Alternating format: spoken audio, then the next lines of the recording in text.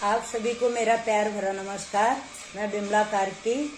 मैं अभी जा रही हूँ भागवत कथा सुनने के लिए। आज भागवत कथा का 7वां दिन है। आज रुक्मिणी विवाह होने वाला है और आप भी इसका आनंद लीजिए। और अच्छा लगे तो आप कमेंट जरूर कीजिए, लाइक शेयर जरूर कीजिए।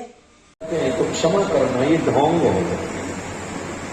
हमारी वाणी में भजन होना चाहिए, हमारी आंखों में, हमारे कानों में, हमारे एक एक कदम में भजन होना चाहिए, हमारे हर व्यवहार में भजन होना चाहिए।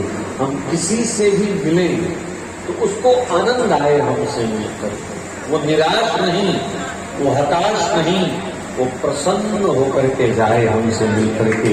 ये भजन की परिभाषा है।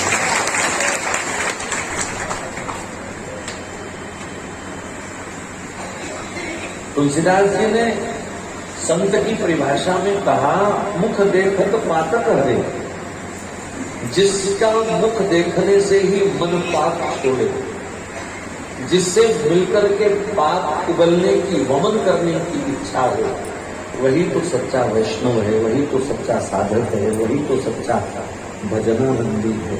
और भागवत जी का प्रत्येक चरित्र हमको ऐसा बनाने का एक सफल प्रयास है, सुखद प्रयास है। तो कृष्ण पास है, यही रास है। सब रस श्री कृष्ण में है, सब रसों का समूह श्री कृष्ण है। रोना भी उन्हीं के लिए है, नाचना भी उन्हीं के लिए है, सजना भी उन्हीं के लिए है, संवरना भी उन्हीं के लिए है, सुनना भी उन्हीं को है, गाना भी उन्हीं को है, योग भी उनसे, वियोग भी उनसे, तलाश भी उनकी, प्यास भी उनकी। यही तो रास है।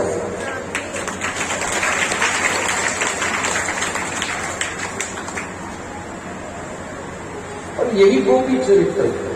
गोपी को कुछ नहीं चाहिए। अभी आपने बड़ा सुंदर शब्द सुना, स्वसुख वांछा। अपने सुख की रत्ती भर भी हमारे भीतर अगर कामना है तो एक जन्म क्या, 100 जन्म, 1000 जन्म, करोड़ जन्म भी रास नहीं हो सकती, श्री कृष्ण से मिलन नहीं हो सकता। स्वसुख को क्यों छोड़ा, क्यों छोड़ना चाहिए? क्योंकि संसार का कोई भी सुख स्थिर नहीं है। मैं सुख की बात क्या करूं, कुछ भी स्थिर नहीं है। हमारे विकार भी स्थिर नहीं है। आप क्रोध कितनी देर कर सकते हो? 4 घंटे 5 घंटे क्रोध कर सकते हो, जल जाओगे। 2 दिन 5 दिन क्रोध कर सकते हो, नहीं कर सकते। क्रोध भी क्षणिक है। कोई मिठाई, कोई स्वादिष्ट वस्तु जो आपको बड़ी प्रिय है, उसका स्वाद कितनी देर ले सकते हो? जब तक वो जीव पर है, खत्म। 2 क्षण में वो स्वाद खत्म। भोग इंद्रियों का, जननेन्द्रियों का, कामना का, वासना का सुख क्षणिक। और याद रखना, संसार का हर सुख एक प्रायश्चित देके जाता है। मान लो किसी को सोने में बड़ा सुख आ रहा है, 9-10 घंटे सोया रहा। अब सोने का तो उसने सुख लिया, लेकिन जब घड़ी देखी, हाय हाय हाय हाय हाय, आज क्या हो गया, सारा दिन बर्बाद हो गया। वो सुख प्रायश्चित दे रहा है। रसगुल्ले खाने में बड़ा सुख आ रहा था, विष खा गए। बाद में शुगर चेक करी, हाय ये क्या बर्बाद कर दिया मैंने अपने। हर सुख के पीछे दुख छिपा हुआ। इसलिए आप सदा सुखी रह ही नहीं सकते, आप सदा क्रोध कर ही नहीं सकते, आप सदा बैठ करके खा ही नहीं सकते, आप सदा सोने का सुख ले ही नहीं सकते। लालच भी करोगे तो कितनी देर करोगे? पागल हो जाओगे। अगर 2, 4, 5 मिनट से ऊपर चला गया लोग तो पागल हो जाओगे, जेल जाओगे या पागल खाने जाओगे। लोभ भी तुम ज्यादा देर नहीं कर सकते। पर मैं चैलेंज के साथ कहता हूं, तुम आनंद में 1 दिन नहीं, 1 वर्ष नहीं, 1 जन्म नहीं, 100 जन्म भी बैठे रहो तो वो आनंद जो है वो कभी आपको बोर नहीं करेगा। यही हमारा मूल स्वभाव है। पता नहीं क्यों हम अपने स्वभाव को नहीं पहचान पा रहे। कोई कहता है मैं बड़ा क्रोधी हूँ, कोई कहता है मैं बड़ा लालची हूँ, कोई कहता हूँ मैं बड़ा सुंदर हूँ, मैं ये हूँ। अरे तुम अपने मूल स्वरूप को पहचानो, अपने आनंद को पहचानो। मैंने कई बार कथाओं में कहा, शायद आप में से सुना हो लोगों ने, शेर का बच्चा क्या होता है? शेर, गधे का बच्चा गधा, कौवे का बच्चा कौवा, कबूतर का बच्चा कबूतर। ये नियम है ना। तो हमारा बाप तो आनंद है, तो आनंद का बच्चा रोंदू क्यों है ये बताओ। आनंद का बच्चा दुखी क्यों है? जरूर संबंध तोड़ा होगा, जरूर उस अपने मूल स्वरूप को तुमने भुलाया होगा। गुरबाणी में लिखा है, मन तू ज्योत स्वरूप है, अपना मूल पहचान। तू ज्योत स्वरूप है, तू आनंद स्वरूप है। बस ये कथा उसी आनंद स्वरूप को पहचानने के लिए है कि हम अपने स्वरूप का ज्ञान कर सकें। हम देखो, हमने अपने आप को रामलाल श्यामलाल समझ लिया, हमने आपको गीता सीता मान लिया जो शरीर का नाम है, हमने उसी को सत्य मान लिया, मैं ये हूं, मैं वो हूं। अरे भैया, ईश्वर अंश जीव अविनाशी, चेतन अमल सहज सुखराशि। ठाकुर जी ने जब हमको संसार में भेजा था ना, तो बिल्कुल अपने जैसा बना के भेजा था। ठाकुर जी के 3 गुण हैं मुख्य, चेतन, अमल, सहज सुख राशि। ठाकुर जी चेतन है, ज्ञान स्वरूप है, अमल, मल रहित, विकार रहित और सहज सुख राशि। बिल्कुल संसार में जब हमारी आंख खुली थी तो यही हमारे 3 गुण थे। हम चेतन थे क्योंकि माया का संपर्क नहीं हुआ, अमल थे, कोई पाप नहीं किया अभी तक, कोई भोग विषय इत्यादि विकार में नहीं गए थे, और आनंद स्वरूप था। बच्चे को क्या पता गम क्या होता है, दुख क्या होता है, सर्दी क्या होती है, गर्मी क्या होती है। तो जो 3 लक्षण भगवान में थे, वही 3 लक्षण, वही 3 गुण देकर के भगवान ने हमको संसार में भेजा। ये बीमारियां तो हमने खुद पकड़ी हैं, ये उलझने तो हमने खुद पकड़ी हैं, ये चिंताएं तो हमने खुद पकड़ी। ज्यों-ज्यों माया का संग बढ़ता गया, उस रास से जीव दूर होता गया, उस मिलन से जीव दूर होता गया। इसीलिए ये कथा है, आत्मबोध हो, अपने स्वरूप का ज्ञान हो। हम ठाकुर जी के अंश हैं, हम ठाकुर जी के सखा हैं, हम ठाकुर जी के दास दासी हैं। वृंदावन के संतों के साथ रह करके हमने तो यही एक अभिमान सीखा आज तक। चराई थी हमने कभी गैया उनके साथ, चुराया था मात्र, लटके थे उसके साथ हम भी छीके पर। हम अपने इस गर्व को क्यों गंवाएं? चुनरी ओढ़ करके हम भी कभी उसकी रास में शामिल हुई थी, हम अपने इस अभिमान को क्यों भूलें, अपने इस गर्व को क्यों भूलें? इन नश्वर वस्तुओं का घमंड अगर इतना पकड़ करके बैठे हैं, तो उस शाश्वत घमंड को हम क्यों भूल जाएं? हम उसके अंश हैं। शहर के एक नेता से हमारी बनती हो तो हम छाती ठोकते हैं, वो अपना है। अरे संसार का मालिक अपना है, छाती ठोको। त्रिभुवन स्वामी मेरा है, इससे बड़ा घमंड और क्या हो सकता है? और ये शाश्वत घमंड है। ठाकुर जी से रोज प्रार्थना किया करो, गोविंद सुई का भी घमंड आए तो चकनाचूर कर देना, पर ये घमंड मेरा सदा बना रहे कि मेरे हैं आप और मैं हूं आपका। ये घमंड मेरा सदा बना, मेरे इस घमंड को कोई ठेस न पहुंचा पाए। मैं तेरा हूं, तू मेरे हूं, ये घमंड मेरा सदा बना रहे। मेरे तो गिरधर गोपाल, ये घमंड मेरा सदा बना रहे, ये अभिमान मेरा सदा बना रहा। गोपियों का चरित्र तो यही सिखा रहा है। सजना है कृष्ण के लिए, गाना है कृष्ण के लिए, नाचना है कृष्ण के लिए, घर से बाहर निकलना है कृष्ण के लिए। गोपियां सास ससुर पति बच्चों की सेवा तो कर रही हैं, लेकिन उस काम में वो कभी बोर नहीं होती, कभी थकती नहीं, क्योंकि सब में कृष्ण दर्शन करती हुई वो काम कर रही है, सेवा कर रही है।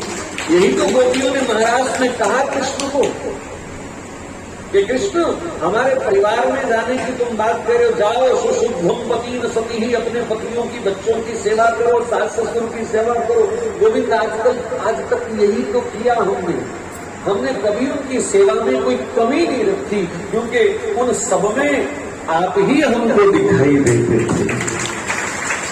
हमने आप ही का अंश जान करके, आप ही का स्वरूप जान करके सदा उनकी सेवा की है। अब आप साक्षात हमारे सामने आ गए हो तो वो छूट गए, उनको छोड़ करके आ गए। प्रवाह तो वृंदावन के उपासक, ठाकुर जी के उपासक कभी करते नहीं।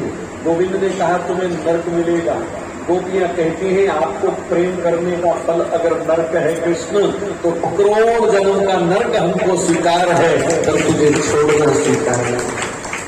हम करोड़ जन्म नरक में रह लेंगे पर आपके बिना नहीं रहेंगे। भगवान को भूलना ही नरक है, भगवान को छोड़ना ही नरक है। इस नरक की हमको पहचान क्यों नहीं हो रही? और रही बात सुख की, भगवान याद है यही सबसे बड़ा सुख है। भगवान याद है यही सबसे बड़ी मुक्ति है। भगवान के प्यारों का संग ही वैकुंठ है। वैकुंठ प्रिय दर्शनम, भगवान के प्रियजनों का जो संग है ये जिंदा जी वैकुंठ का सुख है। मरने के बाद जो होगा देखेंगे, पहले जिंदा जी तो वैकुंठ का सुख ले लें। और जिसने जीवन में वैकुंठ का सुख नहीं लिया वो मरने में खात्मा था। जिसने जिंदाजी मुक्ति नहीं देखी वो मरने के बाद खात मुक्ति देखेगा। जिस शरीर में सुख देखा, दुख देखा, गर्मी देखी, भूख देखी, प्यास देखी, अमीरी देखी, गरीबी देखी, वो सुख, वो मुक्ति का सुख भी तो देखे थोड़ा। मेरी तो प्रार्थना है अपने शरीर पर थोड़ी दया करो, इसे वैकुंठ दिखाओ, इसे वृंदावन दिखाओ। व्यास जी कह रहे थे रास सिर्फ वृंदावन में होती है। इसका मतलब जो वृंदावन नहीं जा सकते वो कभी रास नहीं देख सकते। भागवत जी में ही नारद जी महाराज ने महात्म में वृंदावन की एक बड़ी सुंदर परिभाषा दी। धन्यम वृंदावनम तेन भक्ति नित्यति यत्र च, जिसके हृदय में भक्ति सदा जवान है वो वृंदावन वासी है।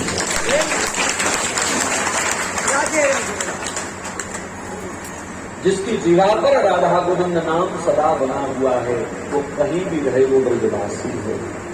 हमने दो पक्ष दिए, एक ब्रज भाव और एक ब्रजवास। ब्रजवास सबको सुलभ नहीं है। ये तो किशोरी जी विशेष कृपा जब करती है ना, उसी को ब्रजवास मिलता है। पर ब्रज भाव बना रहे, मैं जहां भी रहूं बरसाना मिले, मैं जहां भी रहूं बरसाना मिले, ये भाव भी अगर बना रहे, उनकी लीलाओं का चिंतन स्मरण बना रहे। पूज्य राधा बाबा कभी वृंदावन नहीं आए, पर वृंदावन की नित्य निकुंज लीलाओं का जो दर्शन राधा बाबा ने किया वो वहां रहने वाले भी नहीं कर पाए। ठाकुर जी की लीलाओं का वर्णन बंद आंख वाले सूरदास जी ने जितना बढ़िया किया वो खुली आंख वाले भी नहीं कर पाए। ये भीतर की अनुभूति है। मैं इन शब्दों के साथ ब्रजवास की कोई निंदा नहीं कर रहा। ब्रजवास की अपनी विशेष महिमा है। भगवान श्याम सुंदर कृपा करके वैकुंठ तो दे सकते हैं, पर ब्रजवास तो सिर्फ लाडली श्री राधा रानी ही देती है। ये बहुत ऊंची कृपा है। मथुराधीश हो गए, द्वारिकाधीश हो गए, और हाथ उठा उठा करके ठाकुर जी पुकारते रहे, वह देहु सदा ब्रज को बसी वो कुंज कुटी यमुना को किनारे। वो द्वारिकाधीश भी हाथ उठा उठा करके राधा रानी के आगे आंचल पसार पसार करके रोते रहे, वही देहु सदा ब्रज को बसी वो, मैं सदा ब्रज में आपके संग वास करूं, आपके चरणों में, आपकी लीला में वास करूं। तो मुंबई जैसे शहर की, जिसे माया नगरी भी कहा जाता है, और इस व्यस्त नगरी के भीतर आपने ठाकुर जी के लिए समय निकाला, प्रसन्नता है। मैं तो इतना ही कहूंगा, जो ठाकुर जी के लिए समय निकालते हैं, ठाकुर जी भी उनके लिए जरूर समय निकालते हैं। देखो, गिव एंड टेक का रूल तो सब जगह लागू होता है। आपने ठाकुर जी को समय दिया, ठाकुर जी आपको देंगे। आप ठाकुर जी को प्यार करो, ठाकुर जी आपको प्यार करेंगे। आप ठाकुर जी की बातें सुन रहे हो, आपकी भी हर सुख दुख की बात ठाकुर जी सुन लेंगे। क्यों चिंता करते? किसी को सुनाने की जरूरत नहीं है, कहने की जुबान से जरूरत नहीं है। ये अलग बात है कि हम कोई बोल रहा है तो सुन रहे हैं, पर जब वो सुनता है तो हमको बोलना नहीं पड़ता, वो अपने आप सुनता है। वो हमारी मौन भाषा भी समझता है। अगर बोलने वाले की ही वो सुनता तो गूंगा बेचारा तो कभी सुना ही नहीं सकता ना। चैंटी अपनी दर्द कैसे सुनाती होगी, चूहा अपनी दर्द कैसे सुनाता होगा, मेंढक अपनी दर्द कैसे सुनाता होगा। वो सब सुनते हैं, बिन जुबान की भी वो सुनते हैं। इसलिए मेरी तो प्रार्थना है, भागवत रसपान कर रहे हो, ठाकुर जी को कभी अपना दुख मत बताना, वो बिन बताए बढ़िया जाएंगे। कभी अपनी व्यथाओं के सामने मत गाना, वो सब जाएंगे। सदा उसकी मस्ती में रहना। बस इस ब्रज भाव का आप सदा आनंद लें। आपके लिए ये मेरी शुभकामना और आप सबका प्रेम भाव और जो शांति से आपका कथा श्रवण करने का मैंने यहाँ आज आनंद देखा, मुझे लगता है जो कर्जा रह गया इस बार वो चुकाने दोबारा आना पड़ेगा। तो दोबारा आना पड़ेगा चुकाने के लिए, क्योंकि बेल जब अंकुरित होती है तो फिर उसे थोड़ा खाद पानी को देना ही पड़ता है। तो ठाकुर जी आगे कृपा करें। इसलिए समय तेज गति से आगे बढ़ रहा है। जो व्यास जी ने मुझे जिम्मेवारी दी है भगवान का प्रथम विवाह कराने की, मैं उस प्रसंग की ओर जा रहा हूं। आपने नवदा भक्ति कथा में श्रवण की हो। नवदा भक्ति देवहूति को कपिल भगवान ने नवदा भक्ति का उपदेश किया। और जो प्रसंग मैं प्रारंभ कर रहा हूं श्री रुक्मिणी जी के विवाह का, वो भी नवदा भक्ति पर ही आधारित है। भागवत जी में अगर नवदा भक्ति की मैं आचार्य कहूं रुक्मिणी जी को तो कोई अतिशयोक्ति नहीं। नवदा भक्ति में जो प्रथम भक्ति है श्रवण भक्ति की प्रथम आचार्य भागवत जी में रुक्मिणी जी, राजा भीष्मक की इकलौती पुत्री, आपके महाराष्ट्र की है, आपको गर्व होना चाहिए। नागपुर का क्षेत्र जो है, ये विदर्भ प्रांत जो है, यहाँ राजा भीष्मक कुंदनपुर राजधानी, 5 भाइयों की इकलौती बहन, बड़ा भाई रुक्मी। नारद जी से बचपन से ही रुक्मिणी जी कथा सुनती। एक बात याद रखना, ठाकुर जी से आपका जब भी कभी संबंध होगा, इस जन्म हो, अगले जन्म हो, 100 जन्म में हो, जब भी होगा कथा सुन के ही होगा, बिना कथा सुन के नहीं होगा। हजारों लाखों चरित्र संतों के ग्रंथों में भरे पड़े हैं।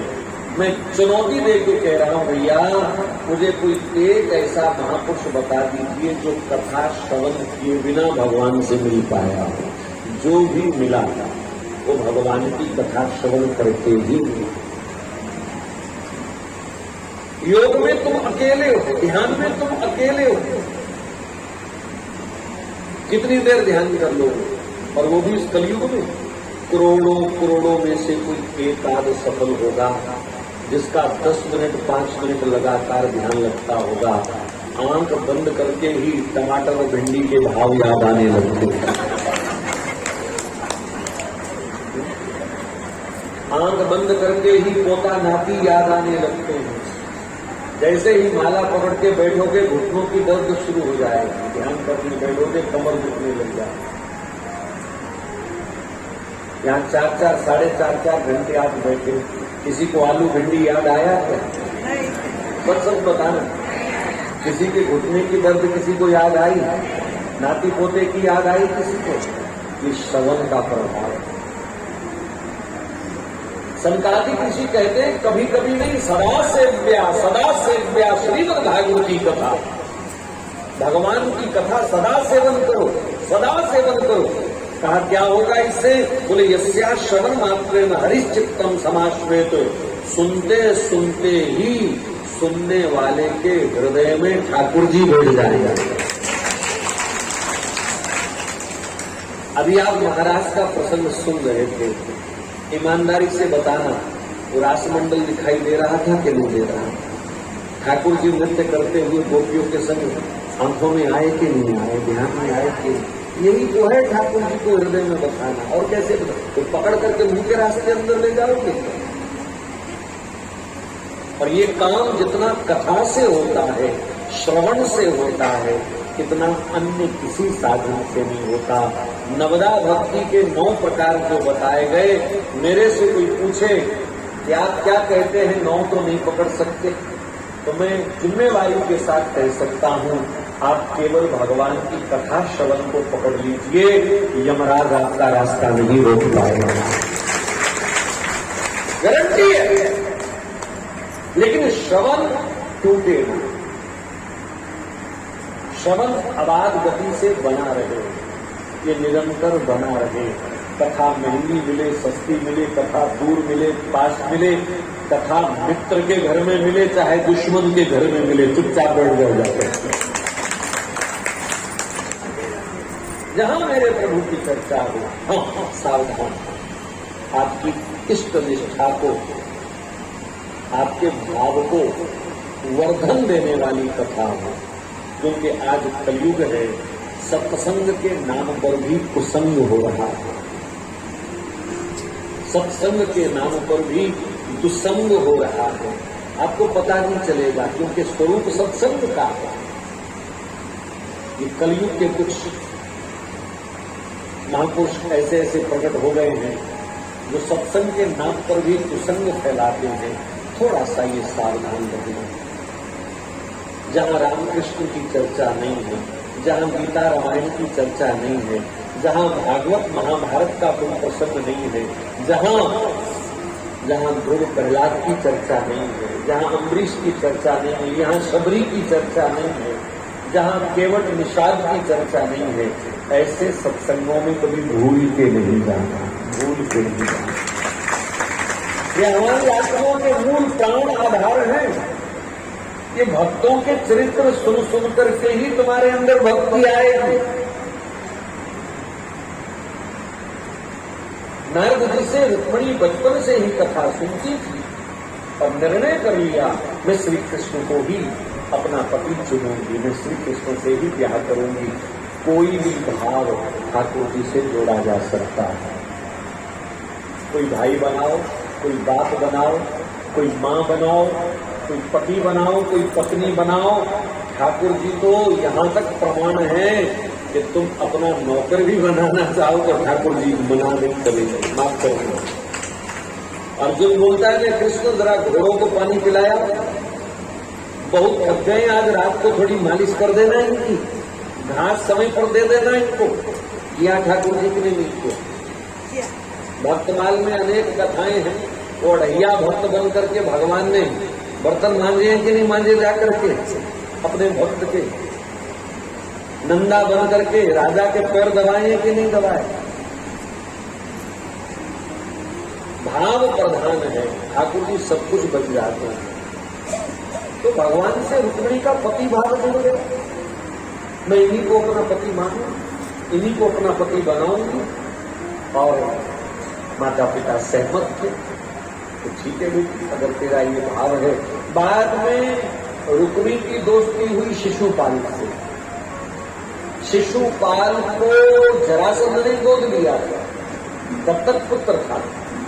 तो जरासंध की दोनों बेटियों के पति कंस को जब कृष्ण ने मार दिया तो जरासंध कृष्ण का दुश्मन बन गया, तो जरासंध बन गया तो शिशुपाल भी बन गया, और शिशुपाल दुश्मन हुआ तो रुक्मिणी का भाई रुक्मी भी कृष्ण को शत्रु मानने लगा।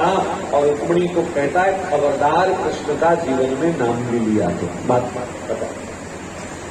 माता पिता बेचारे अपने बेटे के भय से बेटी को कह नहीं पाए कि हम तेरा ब्याह कृष्ण से करेंगे। शिशुपाल ने ऐसा संबंध जोड़ लिया रुक्मिणी से कि रुक्मिणी एक दिन कहता है अब इस दोस्ती को रिश्तेदारी में बदल लेते, तुम मेरी बहन से ब्याह करो, बारात लेके आ जाओ। बिना रुक्मिणी के पूछे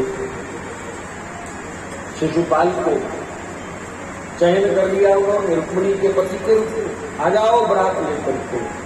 और बारात क्या, कृष्ण के भय से लाखों की सेना ही बारात बना करके और शिशुपाल विदर्भ को घेर करके बैठ गया। जरासंध की सेनाओं ने विदर्भ को घेर लिया, क्योंकि चोर हर समय डरता है पकड़े जाने से। इनको भी भय था कि कहीं कृष्ण ना आ जाए, इसलिए बारात में ही सेना लेकर के आए। रुक्मिणी को नजरबंद कर दिया गया घर में, घर से निकल नहीं सकती थी। भक्ति पर पहरा लगता है, भक्तों पर पहरा लगता है, ये हर युग में होता है, लेकिन जीत भक्त की होती है, जीत प्रेम की होती है। अगर हमारे प्रेम में मिलावट नहीं है, अगर हमारे प्रेम में स्वसुख